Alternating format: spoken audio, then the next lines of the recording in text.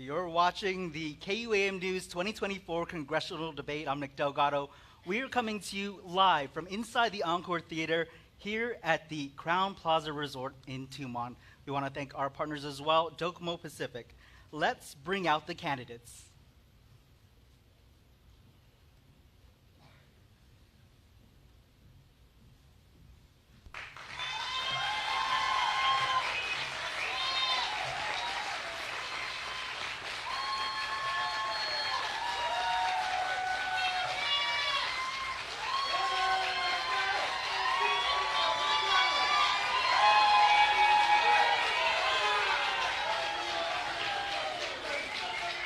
Under the Republican ticket, incumbent James Moylan and his opponent under the Democrat ticket, Ginger Cruz. Hafaday.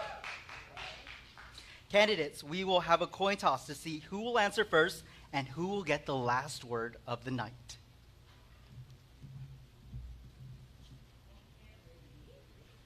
All right.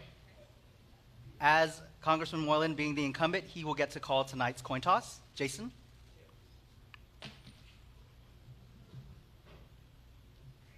And it's heads. Ginger, you win the coin toss. Would you like to go first, or would you like to give it to Congressman Moylan? I will go last. Okay. Thank you. Candidates, please take your positions at the podium. And Congressman Moylan will take the first question.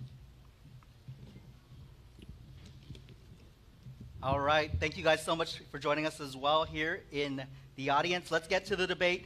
Tonight, the candidates will spend 90 minutes taking questions from your news team and from community organizations we've invited here tonight. There will be no opening statements. Each candidate being posed a question will get 60 seconds to answer. The opponent will get 60 seconds for rebuttal, followed by the candidate posed the question getting 30 seconds to respond. Timers right up front here, candidates. We'll be giving you a 30-second and 10-second countdown. Mics will be muted when time belongs to the other candidate. Neither candidates tonight were given topics or questions ahead of the debate, and candidates are not allowed to bring notes, but we are providing a notepad and pen for them during tonight's debate. All right, candidates. Congressman Moylan, first question. How would you reconcile the military buildup concerns of local residents and indigenous rights groups with regard to land use and environmental impact? Well, thank you for that question. And first, I'd just like to thank the audience for being with us here tonight. I especially, as a veteran myself, serving in the Army, started as an enlisted and now moved my way up to an officer. Want to thank the veterans that are here tonight as well. And that's what's important about your question. How will we balance this out? This is the one island approach. In my communications with the Joint Regional Marianas and the Joint Regional Micronesia has been very well. We continue with that open discussion on how to move things forward with the governor's office as well, with the administration and with the villages too. Every concern that is brought from the island is relayed back to the Joint Regional Marianas. It's important for the military to ensure that this is done correctly.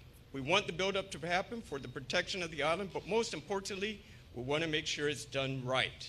And as your representative and as a member also of the House of Armed Services, your voice is being heard to make sure that does happen. Thank you, Congressman Moylan. That's your time. Ginger, your rebuttal. Thank you very much, and thank you to everybody who's here today. You know, this is a really critical issue for the people of Guam because we are facing some of the most dangerous times.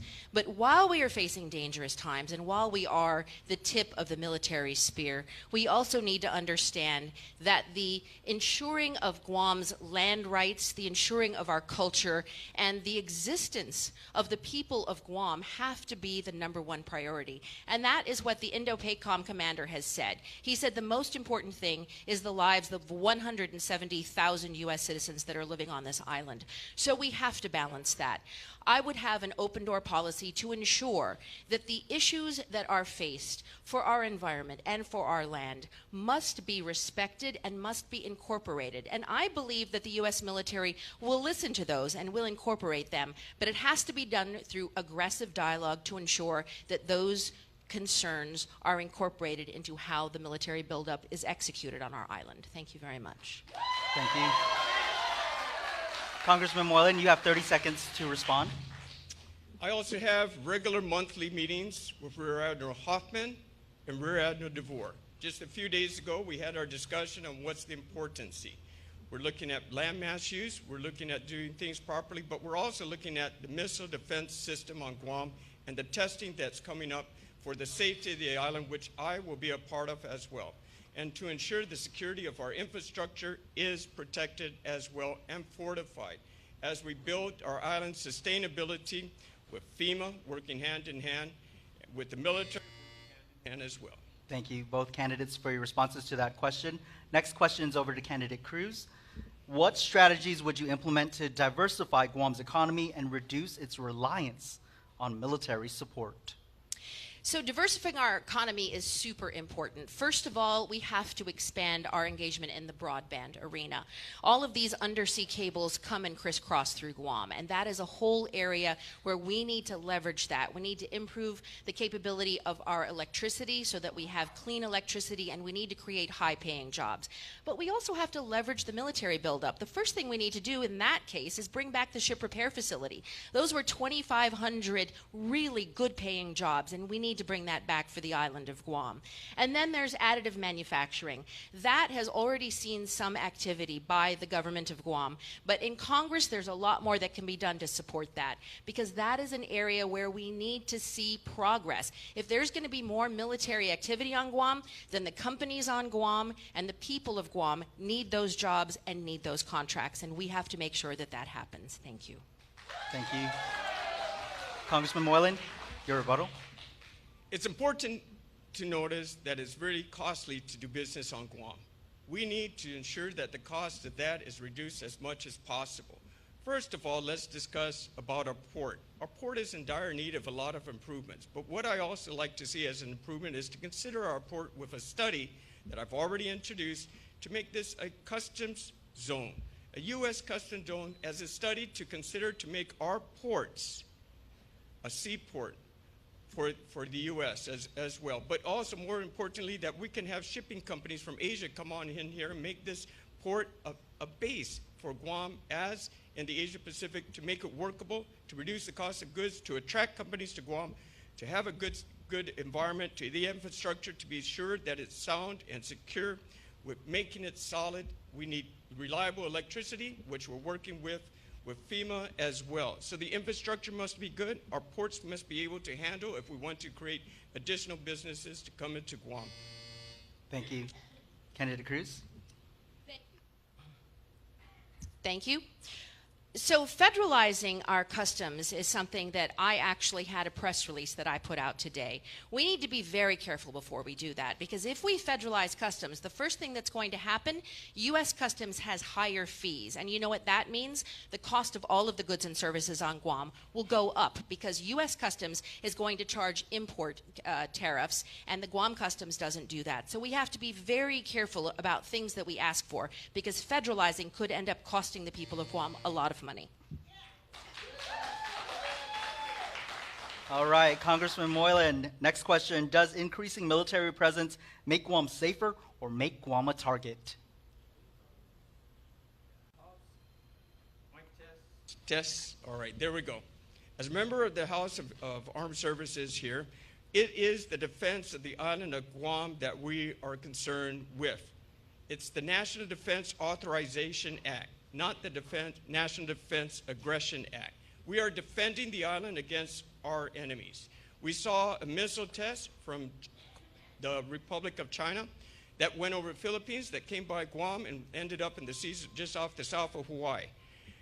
We need the military to protect the island of Guam, our freedoms for the Mariana Islands, the open sea chains, the Indo-PACOM area. They are here to defend, not aggress. If we don't have the military here, we're an open target. This will make our island safer. Making our island safer makes it safer for our community, makes it safer for businesses that want to come in, makes it safer for our nation as well. This is the homeland. Indo-PACOM said, Commander said, we are here to defend the homeland. We are here to defend the people of Guam. Thank you, Congressman. Candidate Cruz, your rebuttal. Thank you. Well, that is actually sort of a false question because we can't really ask that question. Nobody on Guam is able to say, yes, we want military buildup, or no, we don't, because we're an unincorporated territory. So we have to deal with what we've got. And the thing that we have to understand is we need to take care of the homeland. Right now, we need to be fighting for significantly more help for both civil defense, homeland security, and our National Guard so that we can ensure that we are prepared, because we don't have that choice. We can't say, yes, we want more military buildup, or no, we don't. That choice is made completely outside of our ability to influence it. And so what we can influence is our ability to fight for the resources so at least we can protect the homeland. At least we can be informed so that when we have all of these tests for all of these emergency systems, who here in the audience or who at home knows what do we do if one of those actually goes off? We have to be prepared. We have to do a better job, get more resources, and make sure that we on Guam are prepared. Thank you. Congressman Moylan, your follow-up. We have engaged the National Guard into the Joint Regional Marianas by making them part of the plan to defend the island of Guam. The National Guard will be part of that plan to explain to Joint Regional Marianas the importance and what it takes to defend the island if in case an emergency does happen. We have brought in $3.2 billion in the first NDAA in FY24. We have $1.8 billion waiting to come in the following NDAA. This is all in defense of our nation, our island of Guam. Thank you, candidates, for your responses. Candidate Cruz, this next question will begin with you. How will you direct federal resources to help our ailing public hospital? So the first thing we need to do is, we should have been doing this for the last 2 years, we need to upgrade the federal reimbursement. Right now, the Guam Memorial Hospital is being reimbursed at rates that were set in 2014. We all know nothing costs the same. It's been 10 years, and we have to upgrade that. We have to work in the Congress to get those TEFRA reimbursement rates up. The second thing we need to do is be really creative and figure out ways that we can get critical access designation for GMH, because that will open up a lot of opportunities for us to get more assistance and more help for our hospital. Plus, we need to come up with new ways to take care of the disabled and the elderly who are taking up bed space, because that bed space is needed by critical care, and we need to find alternatives so that we can truly help all of the people of Guam that have a variety of healthcare needs that are not being fully met by the federal government. There's a lot more that we can do, and I am committed to do it. Congressman Moylan. Guam Memorial Hospital needs additional money. Medicare and Medicaid rates are way below than what they should be. We've included in an appropriation measure the study to rebase those rates. That is wrong. That will be corrected. Medicaid also should have no cap. We instructed that to happen as well. In addition, we need more nurses. H2B was successful for our construction, and this time I'm having H2B be successful for the professions that we need to have on the island, especially nurses. And finally, portability of Medicare to the Philippines. We have a good hospital nearby. We need specialty care. That measure is in there as well. These are things I will continue to do as a member of Congress in the 119th to follow through to make it happen for Guam. Those are important to our island. Thank you. Candidate Cruz, your follow-up. So one of the things we need to look at is SSI, and we did not get SSI. When we lost Compact Impact, when my opponent was actually unable to get us included in the CFA regulations, we lost SSI once again, and we've not been able to get it. We need to fight for that, because that's going to help take some of that pressure off. And in addition to that, we do need to get rid of the Medicaid cap so that we can have more programs for our hospital and to help the homeless as well. Thank you. Thank you. Congressman Moylan, we'll begin with you for this next question. What specific policies will you advocate for to promote economic growth in Guam, especially in light of our unique geographic and economic challenges? There's a lot that can be done. Again, we have to ensure that our infrastructure is in place to do it right. That's why we have FEMA assisting us to harden it and make things better and done correctly before the next storm comes. In addition, of course, again, I've got to get back to the customs zone. This is important for us to open our seaways, to make our port more successful, to bring in more business.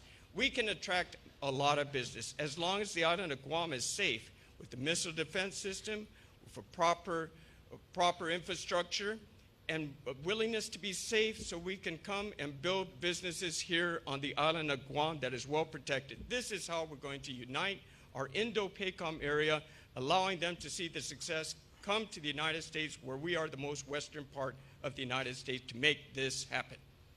Thank you. All right. Candidate Cruz, your rebuttal.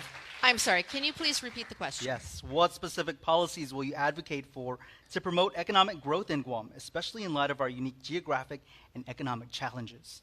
So to promote economic growth, the first thing that we need to do is we need to look to Asia, because that is an area where the federal government is doing more and more work.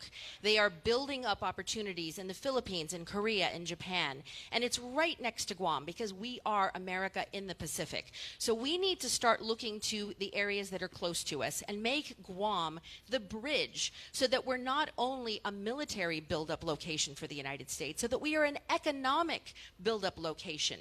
Because when there are intergovernmental organizations that are having meetings, let's say ASEAN or all of the defense secretaries get together, wouldn't it be great if we could attract some of them, get Indo-PACOM to send them to Guam to help our hotels, to help our industries to thrive by bringing some of that to Guam? That would be one way to do it. The other way is to get lower costs on Guam by getting more of our goods and services from Asia. Thank you. Thank you. Congressman Moylan, your follow-up. Again, we make Guam safe. Asia definitely wants to come and be part of this. We need to make it less expensive for them to come. We need our ports, we need the shipping lanes to come in as well. This is important to start business going. When as a senator, in the 35th and 36th Guam legislature, we also looked at tax breaks for these companies to come as well. There's continuous opportunities. Make Guam safe, make it safe for the people of Guam, make it safe for investors to come to Guam, and we can protect this Indo-PACOM area through commerce. All right. Candidate Cruz, Guam in 2024 continues to deal with issues like load shedding. What policies would you support to promote renewable energy initiatives in Guam? So right now, the Guam Power Authority has a pretty aggressive plan to get solar energy boosted, and I think they are well on the way to do that. There are federal programs which provide incentives to different industries to bring more of that renewable energy to Guam, and that is something that we need to look at. But one of the things I'm concerned about is we also have a federal government that is, without a lot of consultation with us, talking about putting windmills out in the ocean around Guam. And what concerns me is, have we actually discussed that? What is the impact going to be on fisheries? What is the impact going to be for the people of Guam? You know, there's also been visits by groups that are talking about nuclear energy. Now, that may be an option in the future, but we also need to be engaged. I am very concerned that we are not at the table and we are not understanding exactly what the implications are. The people of Guam and the citizens of Guam need to be engaged because, yes, we do need alternatives for energy, but we also need to know what is happening on our island. Congressman Moylan, your follow-up. Thank you. And I understand it's the people of Guam, that the administration that wants to decide the best source of alternative energy. I understand the administration is looking at the feasibility study to determine if the windmills out of the ocean are feasible. I support that decision. I understand GPA is looking at batteries to support clean energy. I support that decision as well. My duty as congressman is something called Build America, Buy America. B-A-B-A. And in tomorrow, B-A-B-A means BABA, because the cost of getting those materials to whatever decision that the administration decides, whatever decision that the people of Guam decides, it's going to cost to bring materials over here. It shouldn't have to be because of the BABA, Build America, Buy America, but it should allow us to be exempt from that so we can get from our Asian counterparts that are in favor of the Indo-PACOM area working together so we can get lower lower supplies, and bring that price down on the decision that is made by the people of Guam, by the administration of Guam, and the professionals here on Guam, because we know what's best for Guam. Thank you. Candidate Cruz, your follow-up? Thank you. I think it's interesting because that Build America, Buy America program is the thing that is stopping our port from being able to get cranes in place. And you have got a congressional group that has basically put in place options where they're saying, let's go get our ships repaired in Korea. Let's go get them repaired in Japan. And yet when we on Guam need to get a crane, we can't get a crane because of the Build America, Buy America. And we need to fight. And he's talking about a port that works. Well, we need to fight harder and make sure that our port is able to do that and is able to put that material up. All right. Congressman Moylan, water rates are going to spike over the next half decade. What proposals do you have to alleviate the rising costs that we will incur? We're fortunate enough through my colleagues in Congress to get a $35 million grant for the Waterworks Authority on Guam. That's to build another water reservoir at Ugam, to upgrade the system at Ugam as well. This is just the start. Higher capacity in water so that we can service the South. There's more that needs to get done. And the administration, Congress is listening to what needs to be done. Understand that the Navy wanted to sell us water at a higher rate as well, but that fought back. We fought back. I spoke to the folks at the Pentagon as well and said, that's no.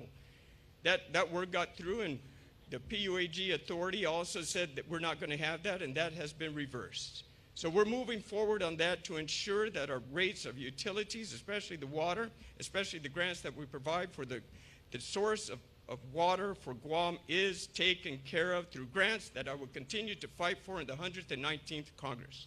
Thank you. Candidate Cruz. Thank you. There's a lot of things that we need to get the federal government to really ante up on. For example, PFAS contamination. We know that is a serious concern for the people of Guam. I grew up always believing our water was safe, and it turns out it wasn't. And a lot of that is because of contamination that was caused because of the military presence on Guam. We need the federal government to stand up. They need to go beyond what they've been doing. Because, you know, there's things like the land use on Guam, where almost a third of our land is used by the military. And do you know how much they give the government of Guam in exchange for the taxes that we lose because of that? $2,800. Do you know how much they give to people like Wyoming? $38 million. So don't tell us that our land is only worth $2,800. We need the help for our water system. We need them to be able to put in the infrastructure because we're all sharing the water, and those military bases need it as much as us, and they need to help us more with our infrastructure. Congressman Moylan, your follow-up? Infrastructure is important.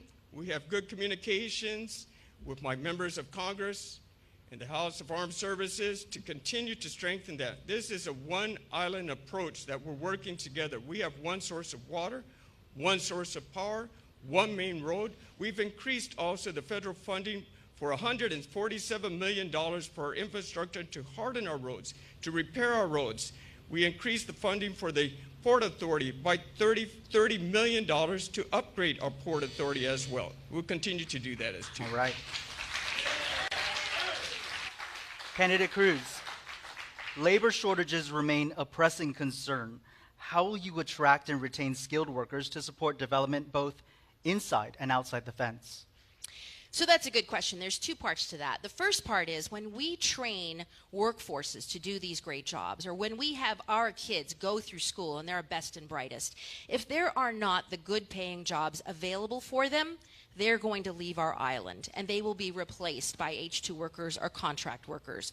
We have to look at this holistically because we've got to create good paying jobs to retain the talent. Think of how many people that you know whose kids, whose grandkids have left the island because they haven't found that good paying job. We can't always be replacing it with H-2 workers. As far as the workers goes, instead of patchworking every time in every NDAA, let's add an amendment to get the H-2 workers put on there. We need a comprehensive comprehensive relook of the entire immigration system for the island of Guam. It needs to include Philippine visa waiver, H-2 workers, also getting medical professionals like doctors and nurses where we need them to come to our island. There needs to be a comprehensive approach, and from day one, that is something that I am going to do. Congressman Moylan.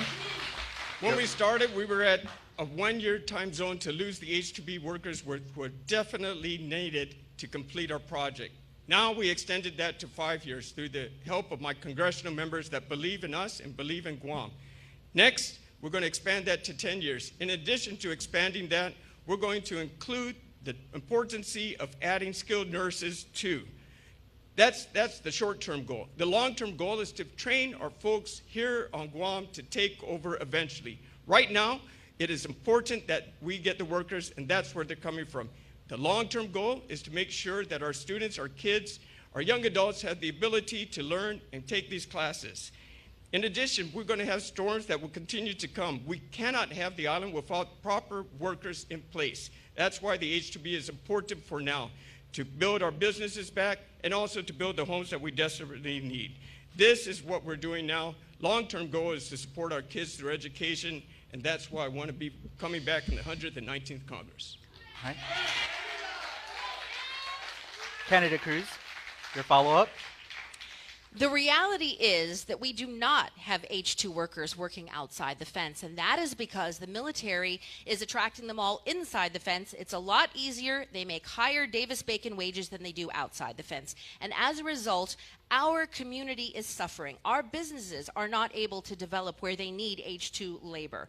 So we've got to figure out how to come up with a solution beyond just the Band-Aids of H-2 workers for the military every couple of years. We need a new solution.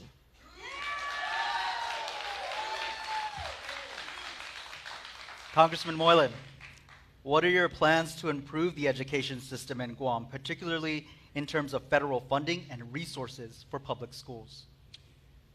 Federal funding is important, especially now. I just went through a graduation at the workforce that Bert Johnson runs for the Trades Academy. They are bursting at the seams for workers, and we just graduated 50 this month. We will continue to do so. Federal funding is necessary. We're paying vets to go there as well. And we will continue to support that because right out of school, they got jobs that are a great demand, both inside and outside the fence. The ability to start their own small business is very important. Their ability to get a job right away is very important. Skilled labor is what we need now. Young or old, high school graduate, college graduate, I've seen folks in there that even were that are still firemen getting a secondary degree in order to be an electrician. So we continue to do that. We continue to provide grants, and wherever we can, to the University of Guam for nurses, we will continue to support that. The power of the Congress makes things move fast, and that's what I want to do. Candidate Cruz. So it's interesting to see how my opponent diverted that question to talk about workforce development, because the real problem that we have is the Department of Education. Let's all be real. And there's two problems that we have at the Department of Education right now that are because of the federal government. Number one, he lost Compact Impact, and that is money that was needed to pay for some of those leases. And number two, we also have issues with DODEA schools, which continue to be better resourced than the schools that we have on this island. And so we need to address that with the U.S. military, because they cannot be funding much better schools behind the fence and then leaving our kids to suffer outside the fence. That has to be addressed. In addition to that, we need to also find ways to get more resources, and you know what? It's procurement and it's grants. So I have a plan within my platform, you can read it on gingercruz.com, where I plan to address fixing the broken procurement system so we can actually help, through federal resources, help the Department of Education to meet its obligation to our kids. Thank you. Congressman Moylan, your follow-up? Compact Impact was lost in the 117th Congress. The grant was lost then, not in the 118th. The governor and I got together, and we fought for that. We had a congressional hearing at Hilton Hotel. The governor spoke out about that to get that back. We went back to Washington, D.C., and the governor came out again, before the House of Representatives, and we fought for that as well, to get Compact Impact Grant back to the Biden administration ended that. It wasn't fought for the 117th Congress, and that's where we are today, and we will continue to fight. Well, we're going to take a quick break. We have more questions for the candidates in a moment.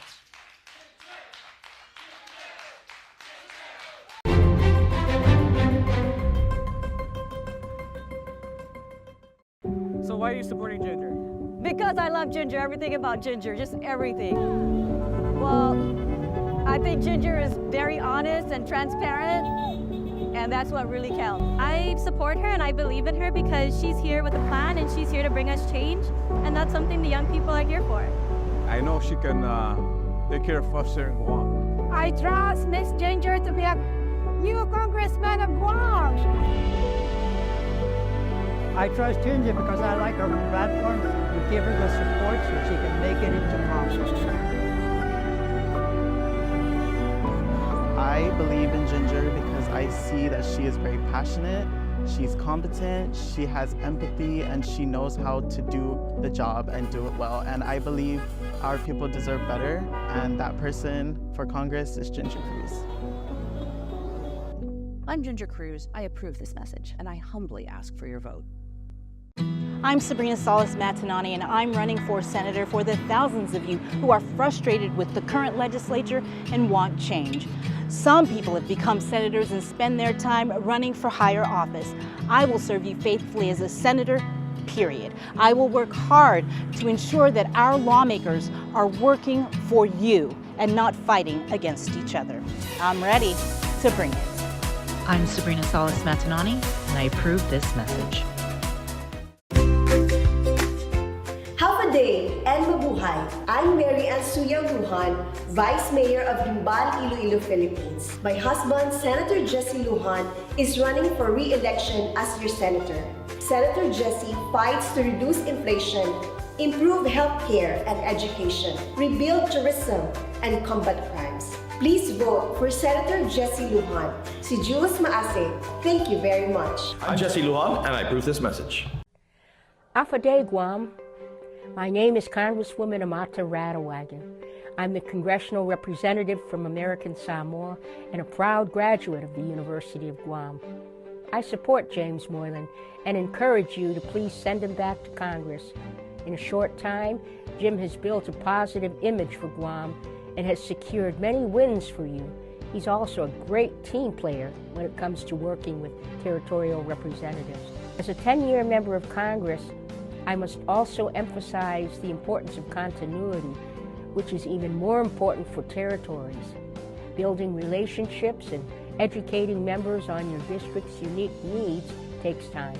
You can't keep changing leadership every 2 years, as it'll set you back. Guam is in good hands with Congressman James Moylan, and once again, I encourage you to please send him back to Congress so he can continue the work. Thank you. Sisus Maasi.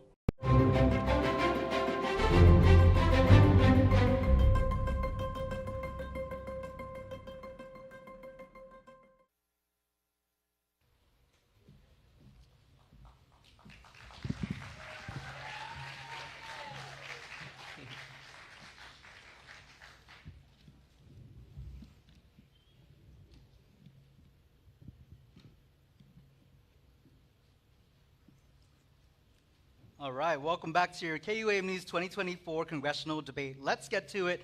And for this one, we'll start with Candidate Cruz. What more can be done to benefit Guam after the recent renewal of COFA?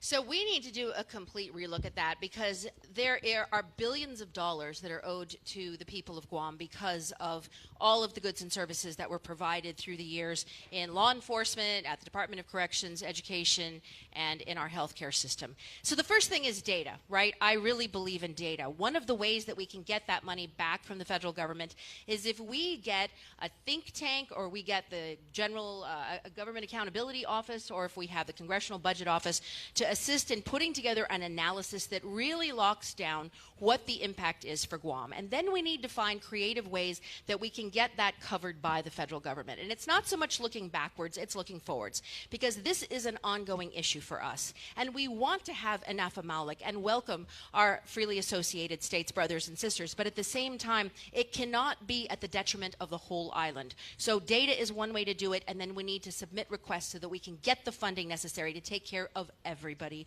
on our island. Congressman Moylan. The new plan that replaces the COFA grant incorporates giving the free associated states immediate funding and services instead of waiting. This takes the burden out of the government of Guam for providing that cost. This is tremendous savings for the government of Guam, where we can put, through the administration's requirements, through the legislature, focus on the agencies that are important, that need this funding. This is how we are helping the island, and this is how we will continue to help the island. The administration's focus on which they want to focus on, whether it be Department of Education, whether it be healthcare, whether it be public safety, is how they can use these additional funds that are no longer necessary because the federal government is paying for the free associated states, Medicare, Medicaid programs, all the services necessary that need to come right away. Thank you. Candidate Cruz, your follow-up? Sounds to me like he's not going to fight for what we need on this island. We need to fight. We need to get that money back. And then as far as CFA goes, I'd like to ask everybody out there, if you're able to, go to my website, gingercruz.com. There's a tab called Truth. Hit it, you roll it down, and there's a video on there that explains CFA. CFA does not cover the shortfalls at the Department of Corrections or for our police officers or for our schools. There is a shortfall. We need to fight for it, and we need to never stop until we get that for the people of Guam. Thank you. Congressman Moylan, we'll begin with you for this question. What specific concrete plans do you have to combat the fentanyl crisis before it worsens on the island? There are two things. First is something called the fast response cutters, okay? And that's with the Coast Guards. Our borders need to be secured. We increased the fast response cutters by additional 3. That's really important to protect our island, Mariana Islands, and the free associated states as well. Second, we were also looking at federalizing or a study for the Customs, Guam Customs Authority, for a study to determine if by providing them with more fundings, they can correct our borders and protect our borders as well through the help of federal assistance. It's just a study. We also have additional funding, $2 million coming for additional patrol cars for the Guam Police Department. We also have $7 million coming for the Guam Customs for X-ray machines that are desperately needed at our intake at the Airport Authority, which now are not working. And because we did that, we can better protect our island from drugs. Candidate Cruz. Thank you very much. Well, the first thing we need to do, the federal government is in charge of the U.S. Postal Service. And did you know that the majority of fentanyl that comes into our island comes in on domestic mail through our U.S. Postal Service? There is technology that will stop that. We absolutely have to get the federal government to stand up. The second thing is his idea to federalize customs. Do you realize that if we federalize customs, if there's U.S. Customs instead of Guam Customs checking all those containers coming in, they do not check domestic imported items. And that is where 90% of the drugs are coming in. Instead, they're only going to check the international. The Guam Customs, even though they need more resources, Guam Customs does check both domestic and international. So we are actually better off. What they need is they need more support. We do not need to federalize our customs. We need to support our customs officers and the Guam Customs Agency with more resources. Thank you. Congressman Moylan, your follow-up? Thank you. The federalization of Customs Authority is a study. It's not to say I'm in favor or that I deny it. The study is to determine what are the benefits are. It may not be a good idea, But until we have a study, we don't know that. If it's a good idea, the administration would decide if that's something we want to do. It's just a study. Also, we have an X-ray scanner ability down at the port. Just because we know the drugs are coming in through the airport, that's one thing, through the post office. The other thing is we're not correcting and scanning the amount that is coming in through the ports, and that's unknown, and we have funding for that. Thank you for that response. Candidate Cruz, how do we address recent reports of Chinese nationals entering Guam through the CNMI by boat? So technology is one of the ways we can do that, right? Because right now the federal government is not going to put a lot more resources into protecting those borders. And the thing that I always say is if the federal government is in charge of our immigration, which they are, 100%, then it is the federal government that needs to be 100% responsible for putting the necessary resources to protect our borders. And I find it really ironic that in a Congress that right now is just seized with all of the things that are happening because of the immigration of illegals across our borders, that they have not put more resources here into Guam. And in fact, there was a point in time where my opponent actually stood at the Arizona border against illegal immigration coming up from Mexico against a bill that would have provided funding for the Indo-Pacific region and the people of Guam. So instead of standing up with the people for Arizona, we need to stand up for the people of Guam. We need to make sure that there's funding and technology that puts in place the protections for our island, but it needs to be funded by the federal government. Congressman Moylan, your rebuttal.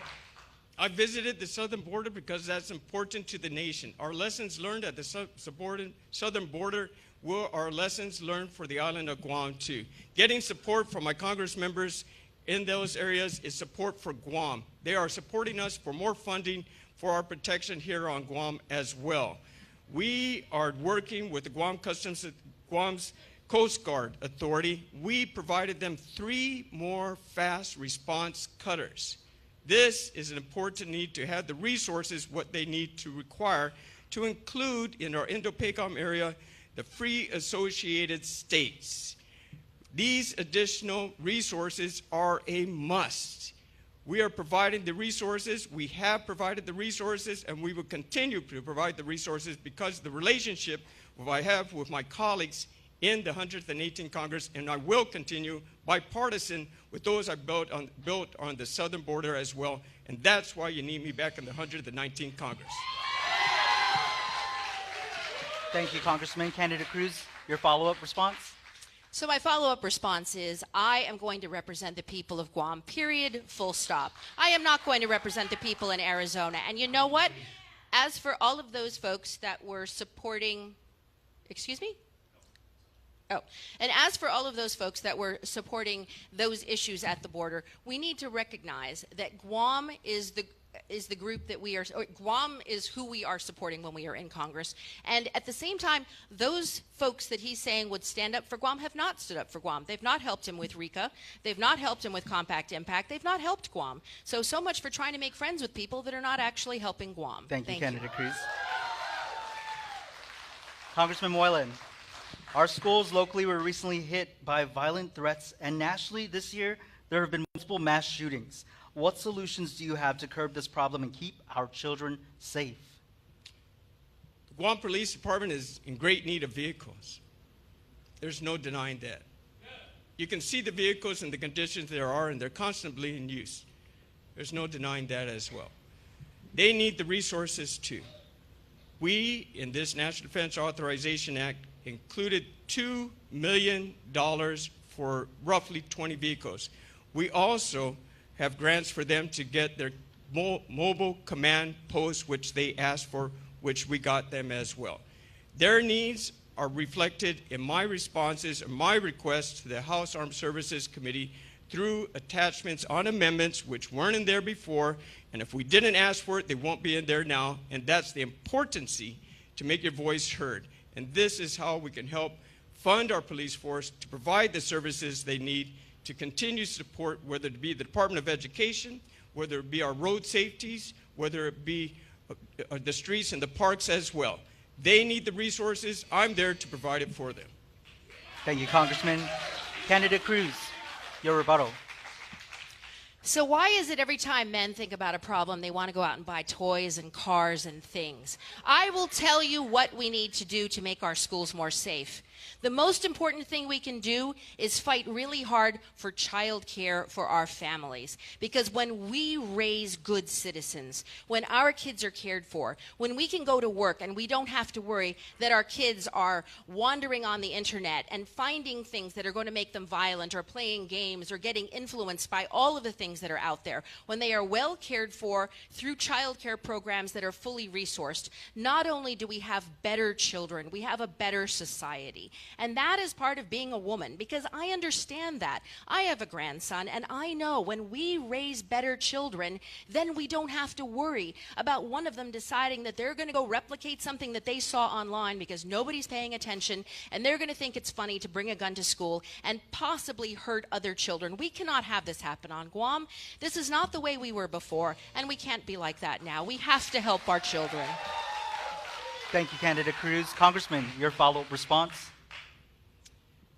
After being in the Army for quite some years, I decided to join the parole office at Department of Corrections. There I worked for 7 years to understand the system. I went from dealing with parents who were my parolees to their kids who were my parolees as well.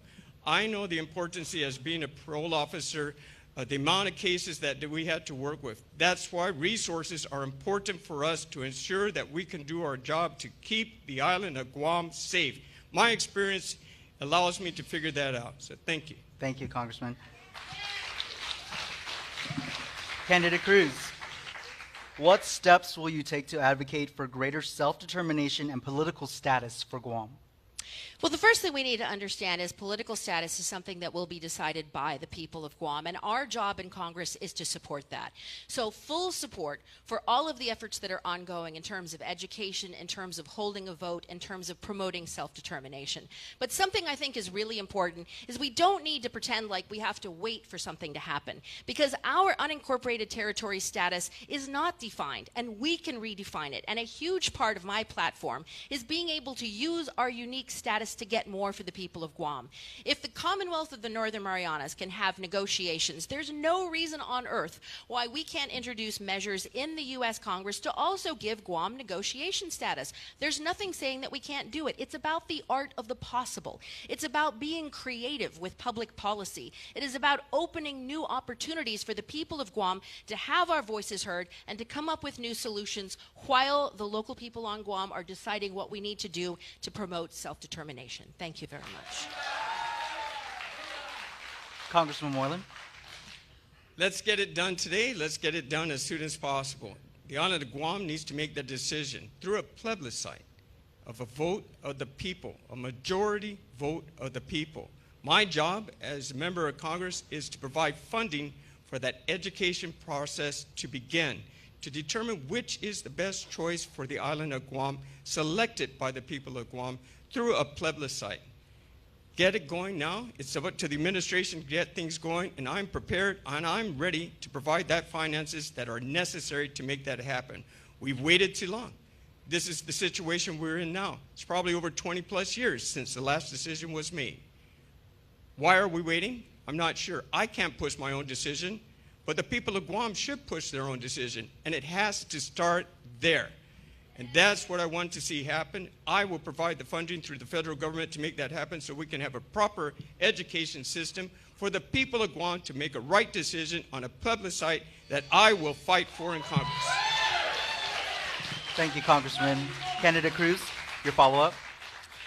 So one of the tough questions that also comes to bear in this is this question about the Karen who complained about Guam and said you can't have a vote with just the indigenous population.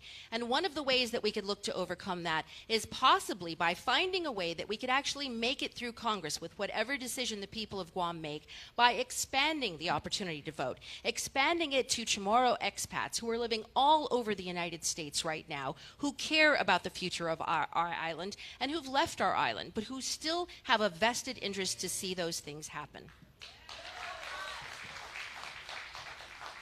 Congressman Moylan, this next question will start with you. How will you advocate for the island's needs in Congress where you do not have the voting power? That's why it's important to have friends in Congress. That's why you support their needs so they can support your needs. You only care about how much you know unless they know how much you care.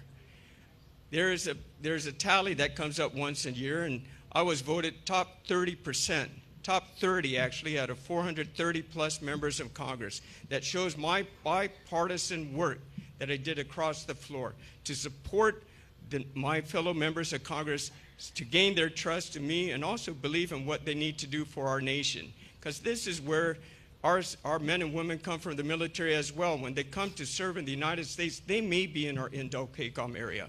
I need to support their hometown just as much as they need to support the island of Guam.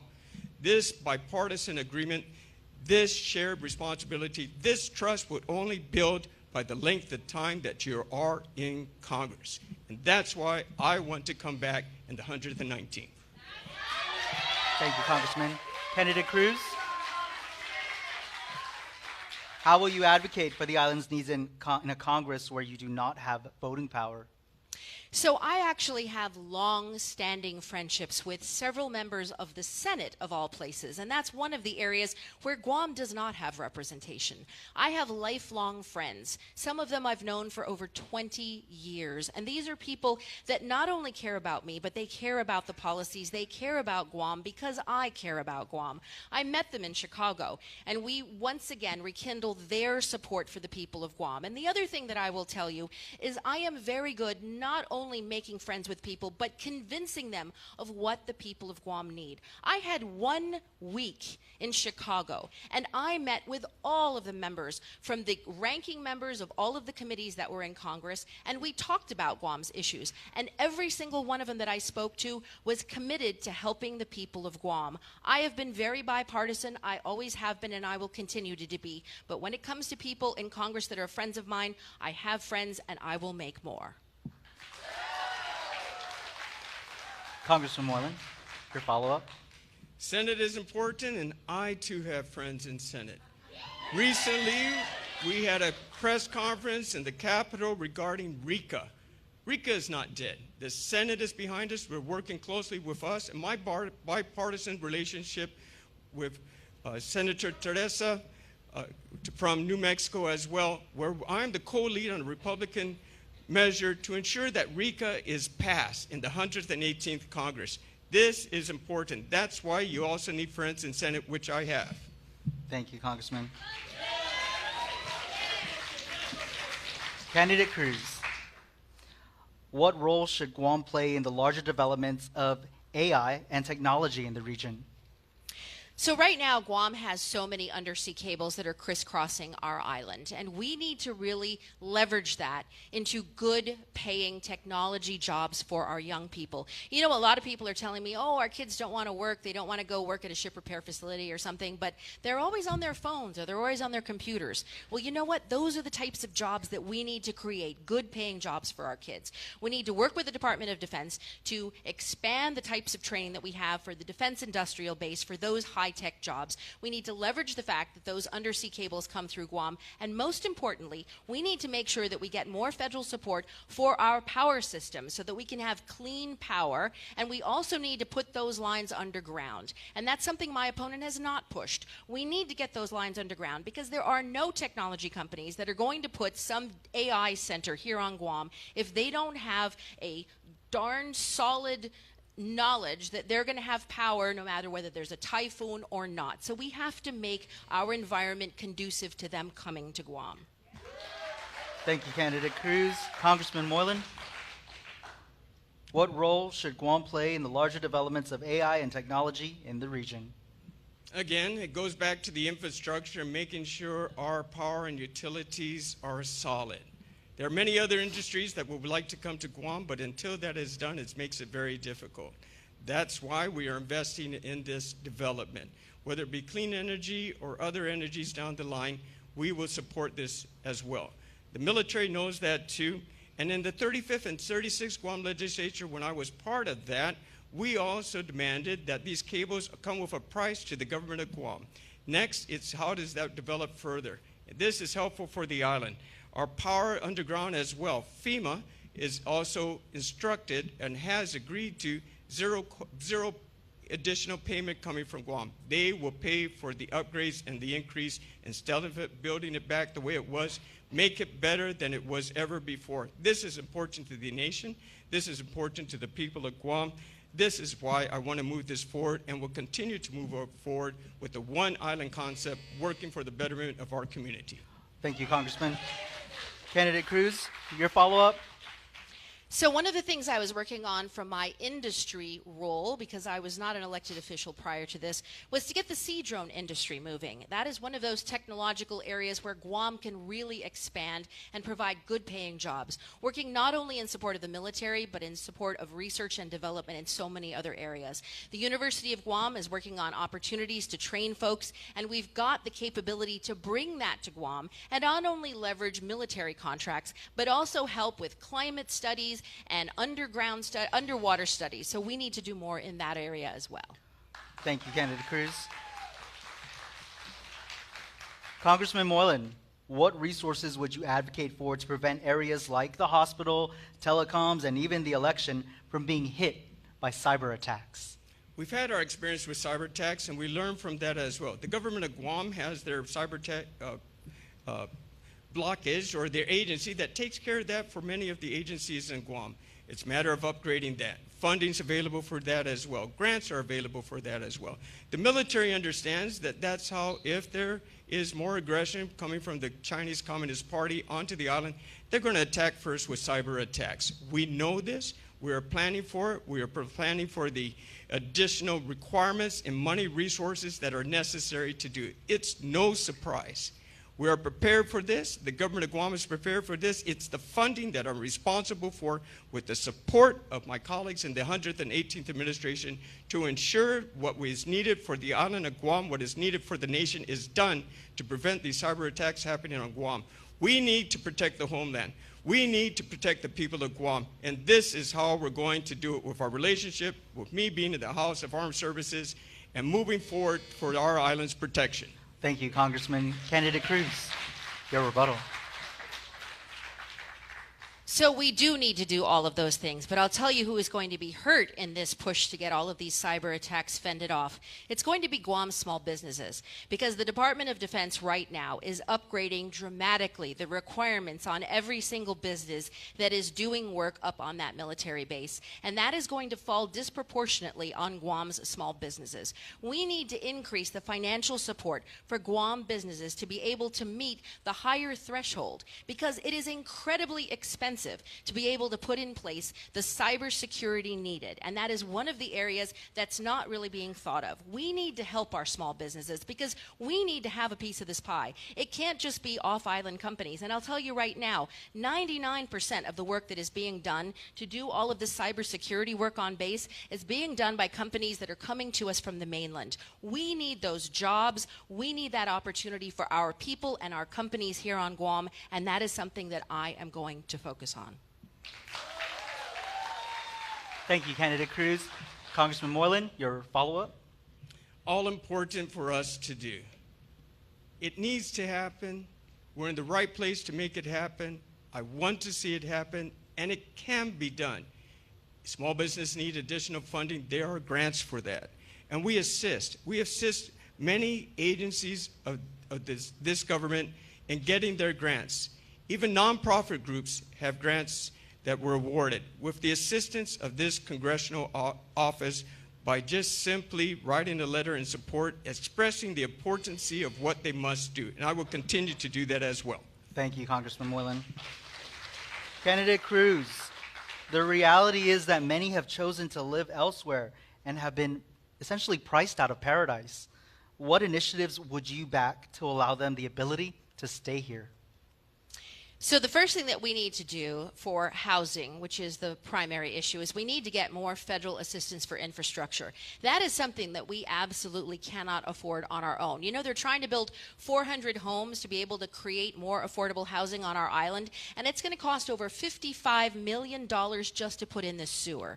Imagine that. Even if you spread it out over 30 years, there's going to be no way that that can be built into the price of those homes. So we need to get the federal assistance to improve our infrastructure. The second thing thing we need to do is ensure that we get a piece of the federal pie that ensures that any sort of support for first-time home buyers comes to the people of Guam, especially since we have a 60% higher rate of cost of living and we have a higher rate of poverty on this island. And then the third thing we need to do is we need more federal incentives to bring investment to our island, because a big part of the problem was we just don't have enough affordable housing, and we can't have that done unless we get investment in Guam. We don't have the funding to do it. Public-private partnerships will come here, but the federal government can help make it happen.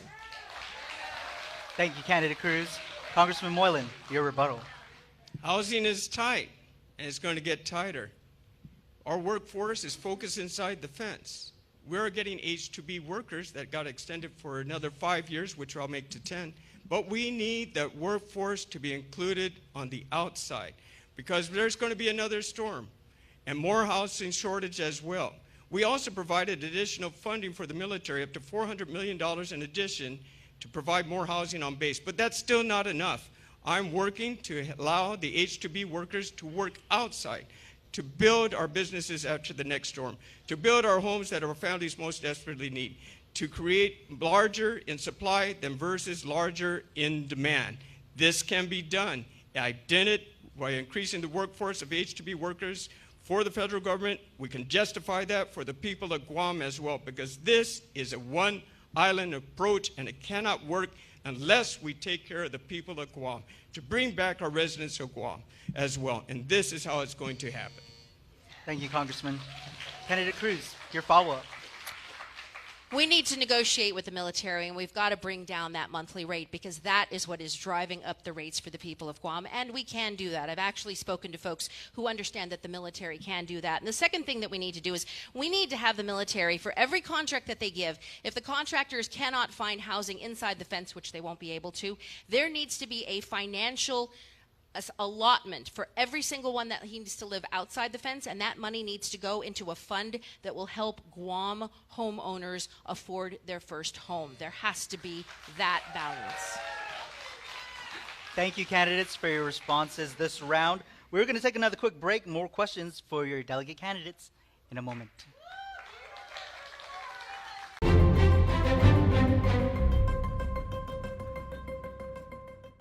I'm Tony Anna. I passed the Castle Doctrine and home invasion law to protect Guam's families. So like you, it angers me when I see these career criminals smiling in their mugshots, because they're more protected than the victim. No more. I will introduce the Take Charge Act to take away the keys from these violent offenders and keep drugs off our streets. But I need your vote.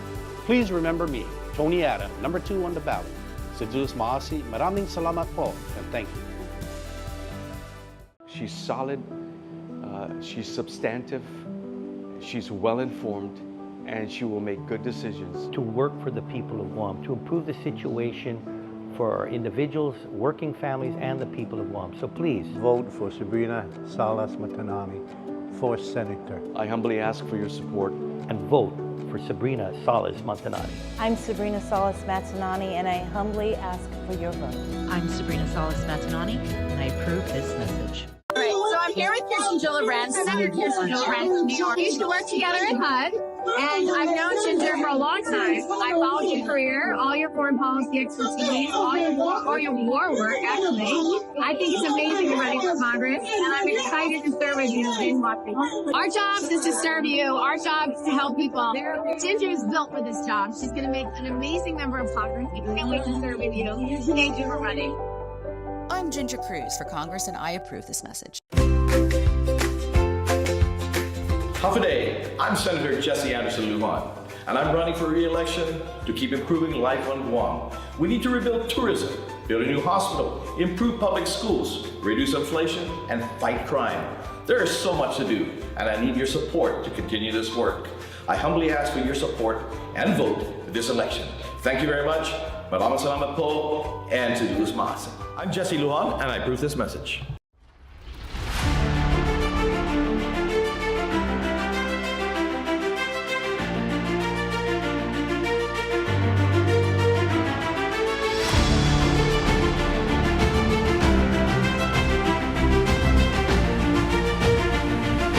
Your vote shapes our future. Your vote is your voice. Vote. period.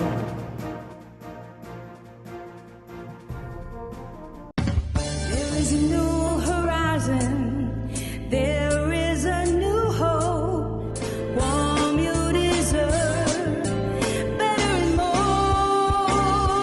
Shelly Calvo, she cares for you all. Shelly Calvo, she cares and does more. Shelly Calvo, for everyone. Shelly cares for Guam. I'm Shelly Calvo, number 3, Republican, and I approve this message.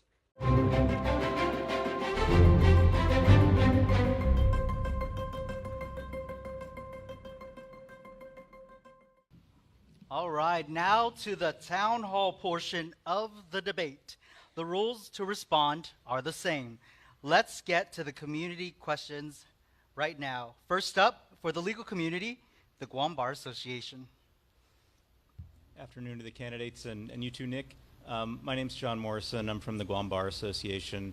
I have a question about nominations for federal judicial positions. Members of Congress have traditionally held a huge influence over the nomination process. Essentially, recommendations are made to the president, and the president considers those for nomination. I'm wondering what values you would look for in people that are going to fill these critical roles, such as federal district court, U.S. Marshal, U.S. Attorney for the district. That's the easy part of the question. The more complicated part of the question is if we look at what's actually happened here on Guam. In 2018, Sean Anderson was nominated and appointed to be U.S. Attorney for the island and the CNMI. And he's been in that position since the Trump era. In 2021, the governor made a recommendation to the president to appoint a Guam-born California judge, and that nomination didn't take effect until 2023. That gentleman's still not in the position. So I'm wondering what you would do to make that process move smoother, and what role you would think that you would fill in making those recommendations to the president. We'll start with Congressman Moylan for that question. John, thank you for the question. And I have experience in the question that you're asking me. Nominations have come before us, and we have made recommendations as well. We also listen to the public on how they feel too, and then we proceeded from there. However, the length of time is a good question, and those that were nominated are also wondering what's taking so darn long. But that decision is made up in the White House. That's not our decision. But we do our job in submitting a nomination to make it happen, because we want this to be permanent, whether it be the attorney's position or the judge's position too. We won't hold it there. We move it as fast as possible after listening to the public, as listening to you folks in the Guam Bar Association and different folks' opinions too, before making a proper recommendation. And then it's up to the president to decide. When they're ready, I don't know. But we'll continue to follow up. Thank you for the question. Candidate Cruz. Thank you for the question. So I think that really goes to one of the key planks in my platform, and that is the fact that as an unincorporated territory, we don't really have a lot of influence in the Congress. And so one of the things that we can do, and that I would like to pursue, is moving Guam out from under the Department of Interior and putting Guam's oversight at the Executive Office of the President. And what that would do is it would allow Guam to have more of a dialogue with the Executive Office of the President and ensure that things that were critically important to us could get channeled to the EOP, who then has a really easy time going down to the Department of Justice and being able to move these things in a much more expeditious fashion. You know, we're never going to get the right to vote for president because it's going to be way too difficult to get a constitutional amendment. But that doesn't mean that we can't get the attention of the president. Right now is the time to do it. We have to strike while the iron is hot and while we are critically important. And if we do that, we could be able to get more influence, and I would seek to be able to do that. Thank you. Congressman Moylan, your follow-up? Certainly.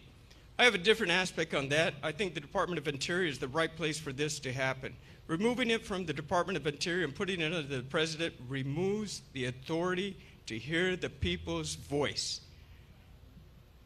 The House of Representatives represents the people. You don't have an oversight against the President of the United States, but we do have oversight over the Department of Interior. These are separate branches of government, and it's important, and that's why the House is there. It's the people's voice over the Department of Interior. Thank you. All right, for our next organization, for our military veterans, here's Got Your 671. Good evening, candidates. My name is Roy Gamboa, United States Marine Corps veteran and president of Got Your 671.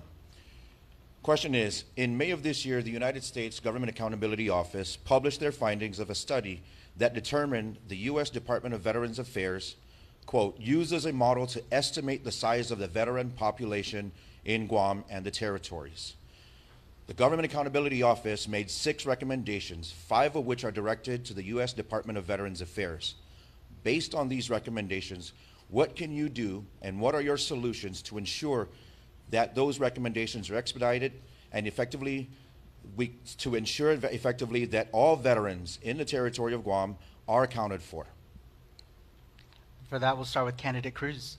Thank you. But first, let me just make a really quick comment. The White House is not its own branch of government, and there is oversight by the Congress.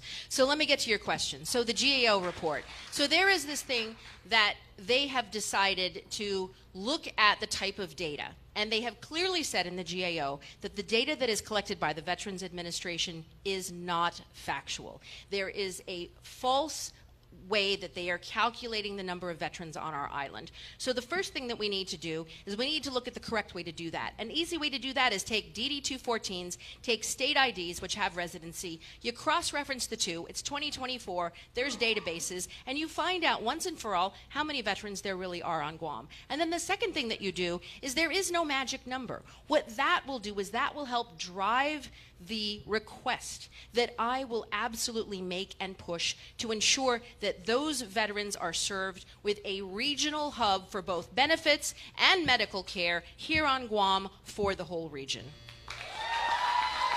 Thank you, candidate Cruz. Congressman Moylan. Thank you.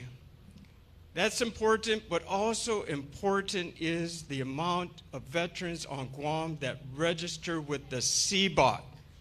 We can bring those numbers higher, yes, but it's like medical insurance. You still have to enroll for it to show so we can grow. But there's another solution that we did with the continuing resolution that I pushed to have. That's the Department of Defense and the Department of Veterans Affairs currently have an agreement where we share facility. A shared facility is important by using Department of Defense land for the benefit of the Department of Veterans Affairs at the same time for the Department of Defense. There's a study proposed that the Department of Defense and Department of Veterans Affairs take care of so we can get a regional medical center here on Guam to work for both communities, Department of Defense and Department of Veterans Affairs, no matter what our numbers are. We need to get this done. Thank you, Congressman Moylan. Candidate Cruz, your follow-up. I'm glad he agrees with me on getting a regional center here because that is exactly what we need. And I'll tell you what, those MOUs between the Department of Defense and the Department of Veterans Affairs, that's been done since 1992. I used to work on that when I was working for the Gutierrez-Bordallo administration, where we had agreements between Naval Hospital and the local government. So that can be done, but we need to increase our request. We need to make sure that enough of this sending people to Honolulu, just the airfare alone is millions of dollars that can be used to service our veterans right here on Guam. Thank you, candidates. Now to our next organization for our housing market, the Guam Association of Realtors.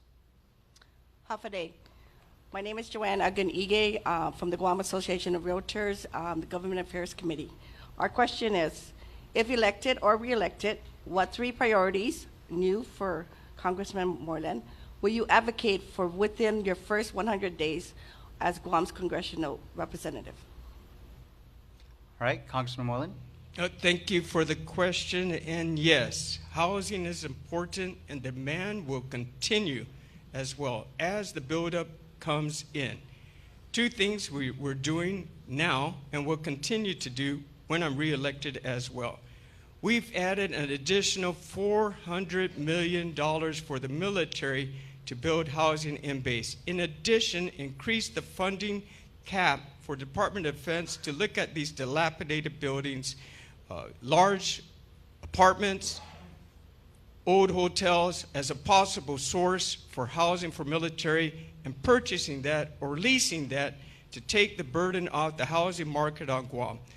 These things are moving forward and have to be done.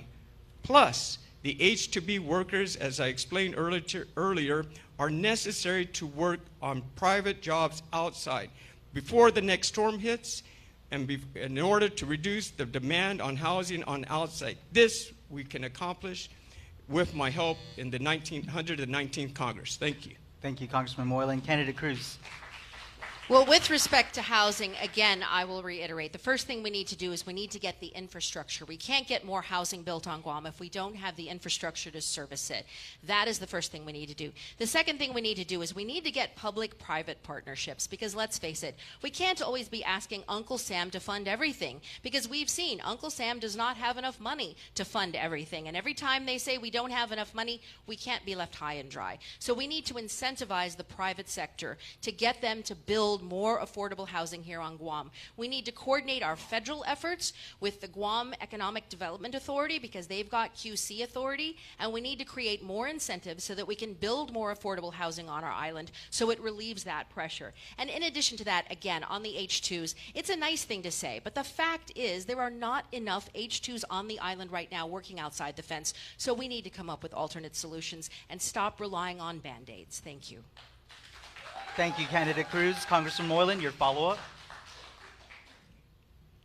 We need to allow the H-2B workers to work outside the fence, and more H-2B workers are coming as well, to about 10,000 H-2B workers. But the important part is that these workers are allowed to work outside the fence as well, to reduce the demand of housing that we have now by building more. Contractors need a workforce. They don't have it.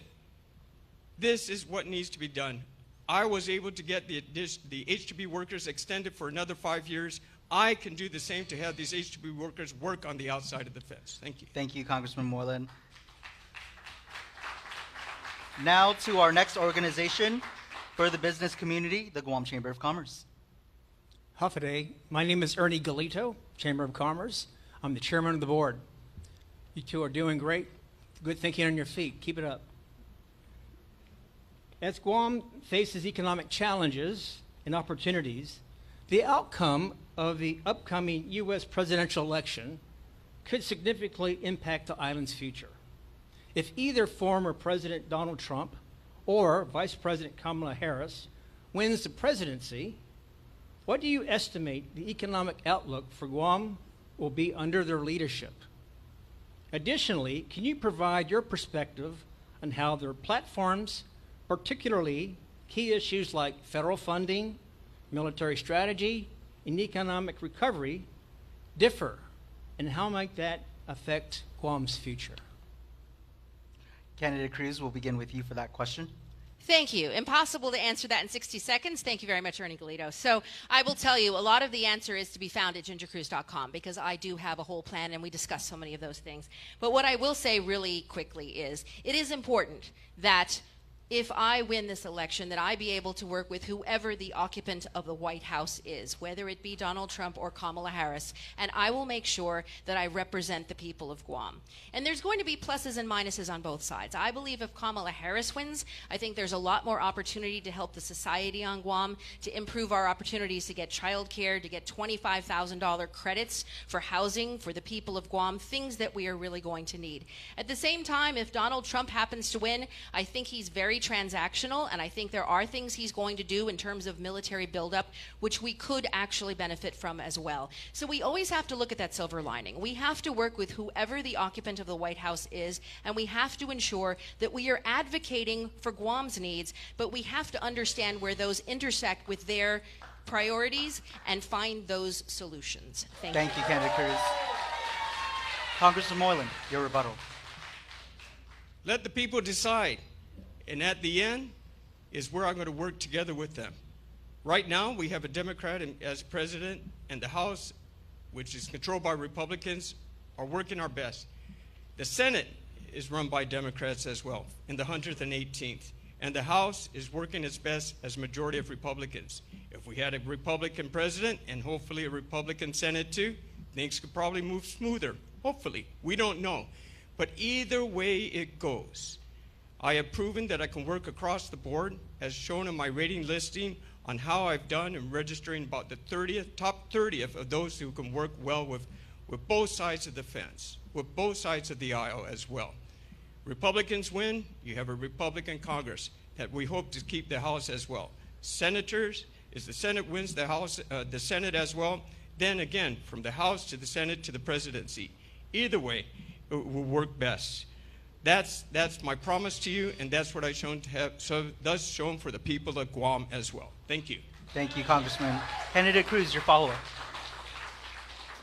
So right now it is looking like the House is going to flip Democrat, and I am very optimistic if that happens that we can actually have a change, because a Democrat House is one that has always been more friendly for the people of Guam. They have always provided more financial resources for the people of Guam, and they have cared about the outcomes for the people of Guam. So I am hoping that is where we head.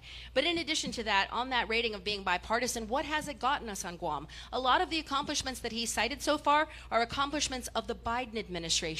Things that the agencies on Guam have applied for and that have been given to them by the federal government. So we need better work in that area. Thank you, Candidate Cruz. Now to our next organization. Here's Equality Guam. Buenas and Hafade Guahu Sirokin John Kitrichionko. I'm the program director at Equality Guam. In recent years, we've seen an uptick in homophobia and notably transphobia, both nationally and locally. Prolific miseducation and misrepresentation lead to bullying, abuse, and lack of supportive health care that contribute to higher rates of depression and people falling victim to suicide in our community. How would you address false narratives and serve as an ally to the LGBTQIA+ community in your term should you be elected? Sanamasi. Congressman Moylan. Thank you for the question. That's very important, how we care for one another. That's the First Amendment. I support the First Amendment. Race, color, religion, doesn't matter, right? And especially on Guam, this is our culture. We take care of elderlies, if young, of male or female, whichever they decide. I will continue to support that and believe in the First Amendment right for the protection of all people on the island of Guam. We are a melting pot and a really good society, and that's why people come to Guam, because they are so welcome no matter what religion, no matter what race, no matter what gender. We can show that as the people of Guam that we are. We lead by example. We are Christian people that will work for the betterment of our island. We believe in one another, that we got each other's back, and I will continue to support all efforts to do that for the people of Guam. Thank you, Congressman Moylan. Candidate Cruz, your rebuttal. So the first thing, it really starts with leadership, and our leadership needs to make very, very clear that bullying of any type is not going to be tolerated. And one of the things that we can do is we can ensure that when there is bullying, when it does drive people to the point that they are considering suicide, that we make an example of the people who are perpetrating the bullying so that people know this is not accepted. Also, it goes back to childcare. It goes back to how we raise our children. We need better civic education in our schools. We need to raise people that understand the values and absolutely give every single opportunity for someone to live their life, to love who they want, and to do the things that create a functional, wonderful, thriving life for themselves without that judgment. And part of that is punishment against people who do things that endanger that community, and part of it is ensuring that there is a whole system that supports them and that ensures that they have a safe environment in which to live. Thank you, Candidate Cruz. Congressman Moylan, your follow-up. I think we both agree, if the First Amendment right is not followed, the person should be punished. That is uncalled for, and I would not stand for that as well. Anything that goes on like that in Guam should be taken seriously and not turned a blind eye to. We must protect everybody on our island. It's important for the people as we build a better community. If we are going to defend ourselves from evil, it's got to start by not having this kind of racism in our island of Guam especially. And that's what we're in control of. And that's what I want to provide. Candidates, thank you for your responses. This is the first round of the town hall. We're going to take another quick break. This is your KUAM News 2024 Congressional Debate. Keep it here.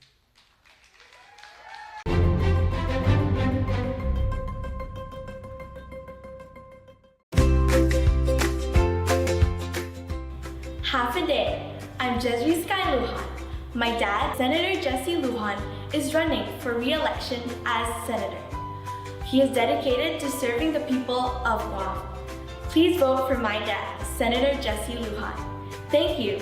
Si Juas Maasi. Maraming salamat po.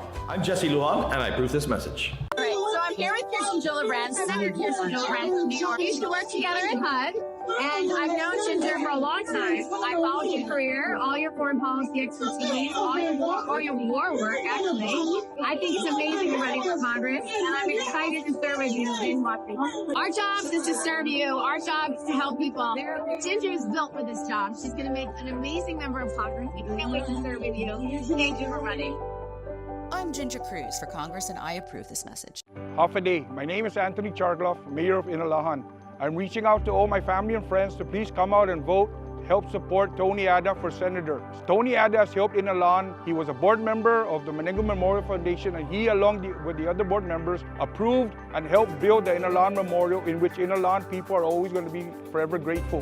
While Tony was in office, he had passed notable bills. Please come out and support Tony Ada for Senator. I'm Tony Ada, and I approve this message. Every year we face the same problems because we choose people that are nice rather than voting for leaders who are proven and offer solutions. Some of those nice senators have introduced bills that don't make us any safer or improve our quality of life. I'm Sabrina Salas-Matanani, and I'm not running for senator to be nice. I'm running to be effective and provide solutions for you. I'm Sabrina Salas-Matanani, and I approve this message. There is a new horizon. There is a new hope. Guam, you deserve better and more. Shelley Calvo, she cares for you all. Shelley Calvo, she cares and does more. Shelley Calvo, for everyone. Shelley cares for Guam. I'm Shelley Calvo, number 3, Republican, and I approve this message.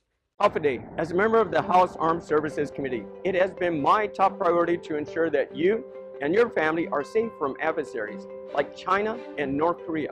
I secured more funding for the Guam Missile Defense and additional authority for the Guam National Guard to protect our homeland. I wear the uniform, and I know the U.S. military is ready to defend our island if needed. Your safety and security is my top priority. I'm James Moylan, and I ask for your vote for Congress.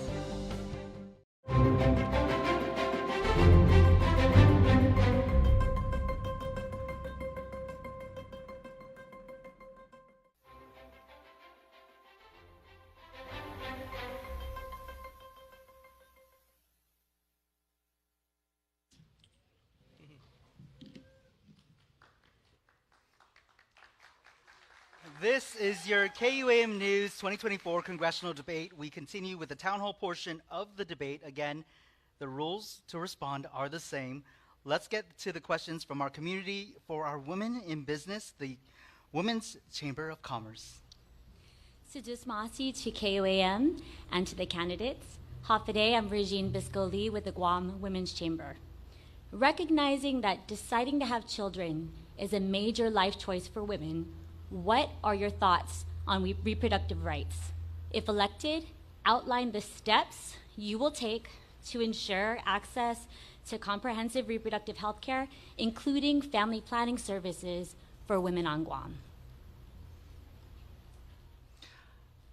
Candidate Cruz. Thank you very much for that question. Well, women's reproductive rights is really the issue of this election, and we have to ensure that all of the troubles and problems that we are seeing evidenced all across our country today, with women who are having miscarriages ending up dying because they're not able to get the health care that they deserve and need, we have to revisit this issue. Because leaving it with the states, by simply saying let's leave it with the states, or even worse, by the federal government intervening and trying to tell a doctor or a woman what they need to do in every single circumstance, is not something that is working out for our people. As a result, IVF is getting cut off for people that want to have families. So we need to make sure that as much as we can, that safe contraception is available to every single woman. We need to make sure that we leave the decision up to doctors, because God forbid that there is an accident somewhere out there on Marine Drive and some doctor is prevented from doing some kind of care to a woman who happens to be pregnant. That has to be protected and left with the doctors. Thank you, Candidate Cruz. Congressman Moylan. Regine, thank you for the question. That's very important. And that decision, of course, should be the decision necessary, made by the physician and the female. But what's more important to me is the ability to have the proper medical care on the island. Our hospital facility needs work. I've been to many births at the hospital as well, and the condition of the birthing room is very sad. It needs a lot of work, and that's why the hospital needs the attention, and that's why Medicare and Medicaid need to rebase the rates to pay the proper rates, and that's why Medicaid should have zero cap as well, and that's why we need more nurses, so whenever who comes into the hospital for whatever need they have can be taken care of properly, correctly, and by the right physician to get it done for the proper care of the lady. And that's what I want to do. Thank you, Congressman. Candidate Cruz, your follow-up. So I agree with those, but what we need to do is we need to fight for those things. And we should have been fighting for the last 2 years for those things. And one of those areas is we don't have enough OBGYNs on this island. We know that. So we have to come up with ways that we can have unique immigration status to be able to get and entice. Maybe we need more help from outside the island until we can have our own OBGYNs come back and practice on Guam. But we need to work on both immigration regulations and supporting state and national boards to be able to have those people practice on island, because we need OBGYNs. Thank you, candidates. Now to our next organization for our environment, Micronesia Climate Change Alliance. Buenas and Hafa Day, Guahusi Maria Hernandez May, and I am co-director of Micronesia Climate Change Alliance. The question that I have today is, the U.S. Marine Live Fire Training Range Complex at Tailalu above Latexan calls for the firing of 6.7 million lead bullets annually over Guam's primary water source, the northern Guam Lens Aquifer, which supplies 85% of the island's drinking water. Water is a sacred resource, and there have been ongoing concerns about water contamination and access restrictions to original landowner families and the community due to military and commercial activities. U.S. EPA has identified lead contamination from military firing ranges as a significant concern. Additionally, the legislature today passed a resolution calling for stronger protections for Latexan and the original landowners. How will you protect Chamorro land rights and Guam's water resources and ensure that local communities have access to clean water and lands? How will you promote these issues in Congress? Situs Masi. Congressman Moylan, questions begin with you. Thank you, Maria, for your questions, and that is a great concern as well.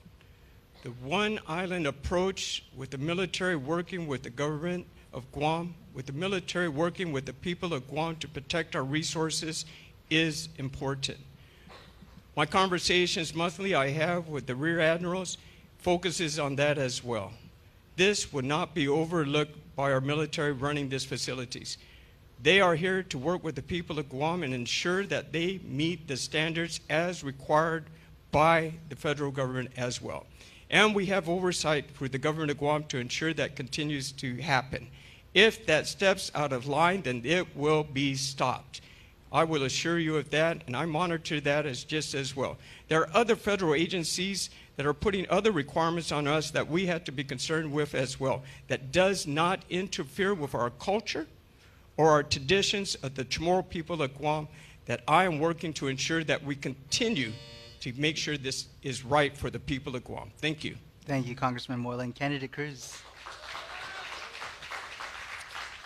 Thank you very much. I will just say that lead contamination of our water is an absolute red line. That will not happen if I am in Congress, because we have to make sure that that water lens is not going to be contaminated. That is what we survive on, and more than that, that is the most precious resource that belongs to the people of Guam. It's a red line. It's not about one Guam. It's not about accommodating the military. We have to say that we will absolutely not accept lead contamination. And by the way, I don't think the military will either. But there is going to be money that they are going to have to put in there. And if it turns out that all of the environmental impact studies that they do finds that there is going to be any contamination, then we are going to have to find other technological ways to get those firing ranges. Maybe they need to do them virtually. There's a lot of other ways to do it. I mean, today in technology, how often do we have to rely on spreading lead bullets out over the land when you can use technology to accomplish the same kind of training outcomes for our military?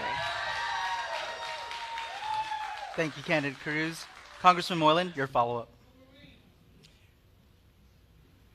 The building of Camp Lenin Blas on Guam is the first in the last 70 years that ever has there been one built before. The firing range is the highest technology that we have now in the nation. If this does not meet the requirements, then we will ensure that things need to stop. They have built this range to the highest top quality because it's a long-term investment into the island of Guam for protection, and it's a long-term investment with the people of Guam.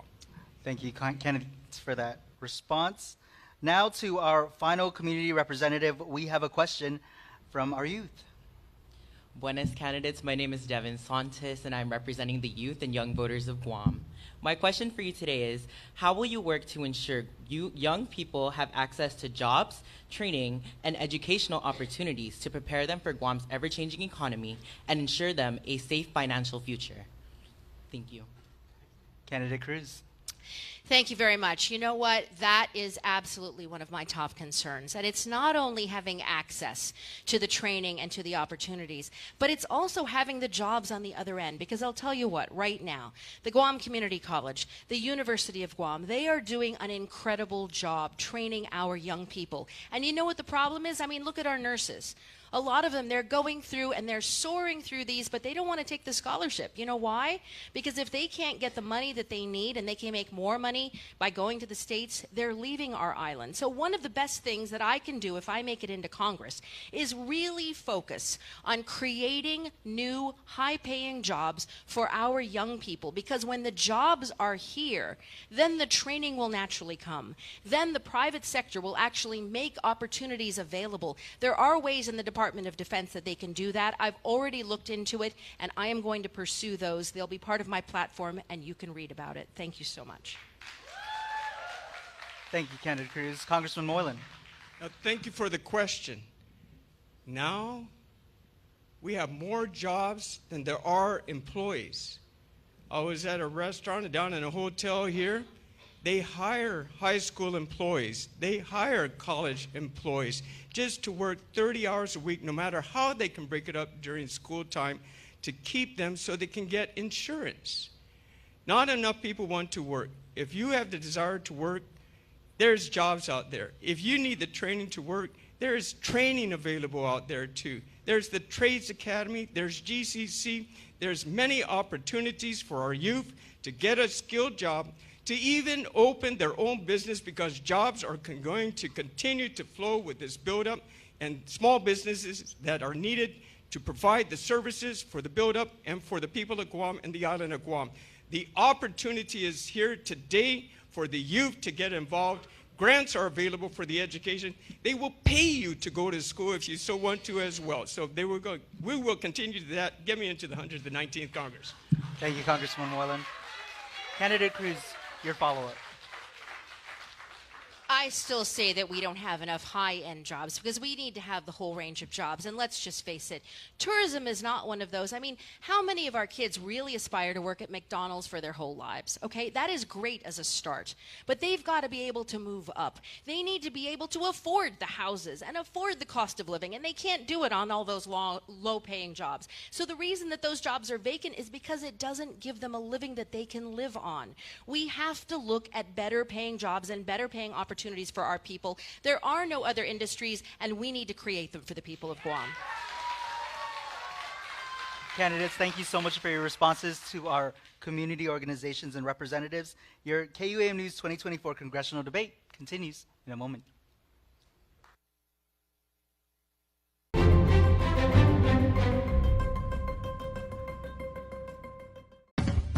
is a new horizon.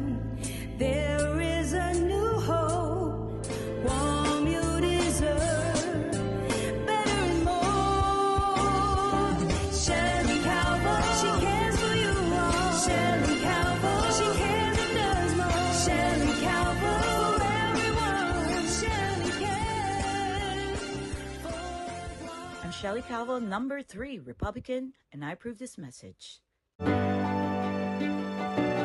This is Guam's new breed of leaders, Republicans who will bring excitement, Fresh ideas and new energy to the legislature. Together with the GOP's veteran leadership, this amazing slate of candidates come with experience, strength, and success that will serve you well. The majority has failed us too long. It's time to restore honor in the legislature. It's time for priorities that reflect the needs of our people, not the whims of the lawmaker. It's time to bring back accountability and values. It's time to expect more and get more. It's time. Vote Republican for a change.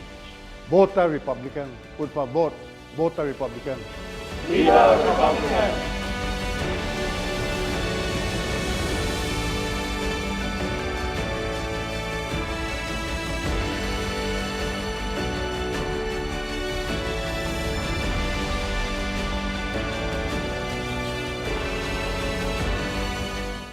On Guam, family is everything. We care for our aging parents and for our kids and grandkids. It's a blessing, but for some working families, it's also a lot. I'm Ginger Cruz. I approve this ad because caring for family isn't always easy, but it shouldn't be impossible. A key priority for me in DC will be working to expand federal child care for Guam families, fully fund universal pre-K, and increase access to elder care insurance and assisted living support. Because on Guam, we are all family. Half a day. I'm Annette Ada. My husband Tony and I have been together for more than 40 years. He's an amazing husband, father, and grandfather. Tony has always answered the call to serve, whether it be as a soldier in the U.S. Army, as a member in various community organizations, or as a multi-term lawmaker. This coming November, please give him the chance to once again serve our island. Please vote for my husband, Tony Ada, for Senator.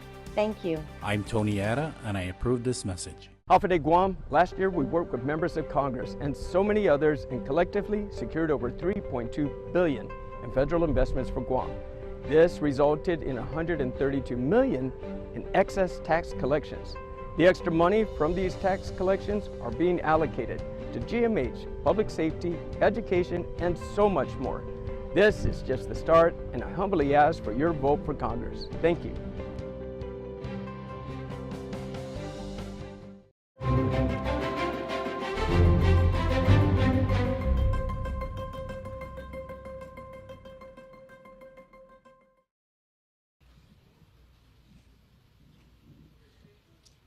Candidates, you now each get 3 minutes for your closing remarks, and we'll begin with Congressman Moylan. Thank you. There we are. There you go. I enjoyed my evening here tonight, and I want to thank you all for coming. I want to start off by saying when I got into Congress, I had to establish a presence. And I did that right from the start. Went out there and sold the island of Guam. Got to know the people I needed to know to get into the committees that are important to the island of Guam. That's the House Armed Services for our national defense. That's natural resources for the Department of Interior. And most recently, they added a third, which is unprecedented for a new freshman. That's Foreign Affairs, Indo-PACOM area, And I want to continue to do the job for the people of Guam. Learned so much in the first year, did so much in the first year, and because of our presence and because of our ability to work across the board with Democrats, most importantly in committee, working really hard, we were able to get $3.2 billion within the first year, additional money through the NDAA, through amendments that were important for our agencies on Guam, for our community safety, for the water, for the infrastructure, most importantly for Port Authority, and repairing the breakwater as well. That's crucial. It's one storm away from being destroyed. That would be devastating for the island, but we're working on that now. And I want to see that through the finish. There's so much I can get done for the people of Guam. And I want to work for the people of Guam to do that, to listen to everyone. I work well with the governor of Guam. I testified before the Guam legislature.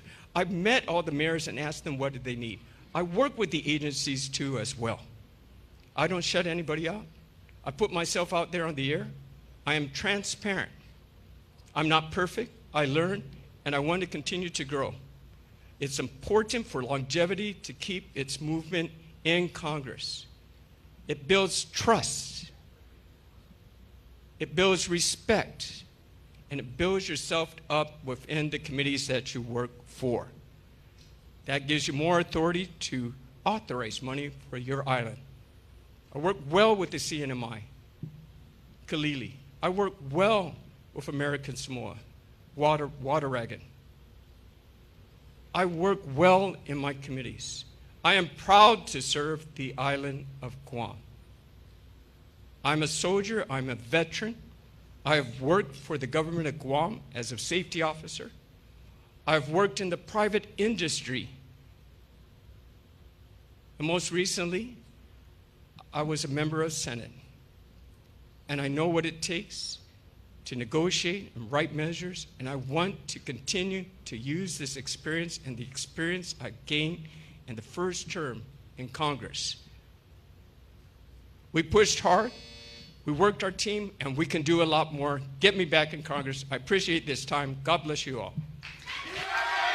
Congressman Moylan, thank you so much for your closing remarks. Now, Candidate Cruz, your 3 minutes. Thank you very much. So when do we know that it's time to change course? As soon as you find out that we're heading in the wrong direction. And over the last 2 years, I have seen missed opportunity, and I have seen the threats that are facing our island. And that is the reason that I am running for Congress. Because if we don't change course now with Washington, D.C., we may lose this window of opportunity forever. Now, my opponent, he's tried his best, but you know what? He lost $300 million in compact impact. He's not been able to get compensation for our downwinders, and I don't believe that that's going to happen under Mike Johnson. And he hasn't done anything to really diversify our economy or even shore up tourism, the things that matter outside of the fence. And what does he do? He instead claims credit for things that the Biden administration has given to the people of Guam. That $3.2 billion, that was done by the Department of Defense and the Biden administration.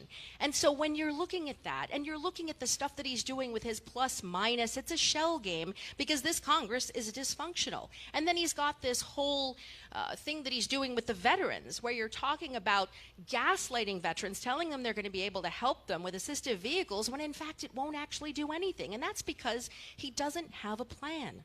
I have a plan. You can read it on gingercruise.com. I have the experience. I have a network in Washington, D.C. that I'm already tapping and talking to on a whole range of issues. And I know that they are going to be able to help the people of Guam. And you know the first thing I'm going to do when I get in there? I'm going to do something that he didn't do. Have a professional staff with a legislative director who understands how to get things through both the Senate and the House. He doesn't have that kind of staff.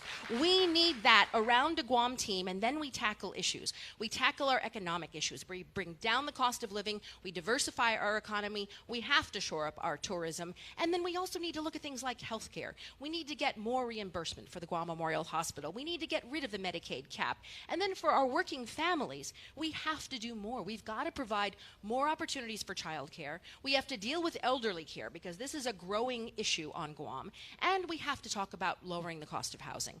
This and much more, it's available on gingercruz.com. You can read my plan. You can even give me input on it. But at the end of the day, the difference between us is I am going to aim high. I am going to have the best possible professional team, and we are going to work very, very hard and never relent. And we are going to fight for the people of Guam. And I promise you that if you elect me, and I humbly ask you for your vote, if you elect me to that position, to be Guam's delegate in Congress, I promise you that you will be very proud of what we can do together. Thank you, Sidza Usmaasi, and I appreciate you.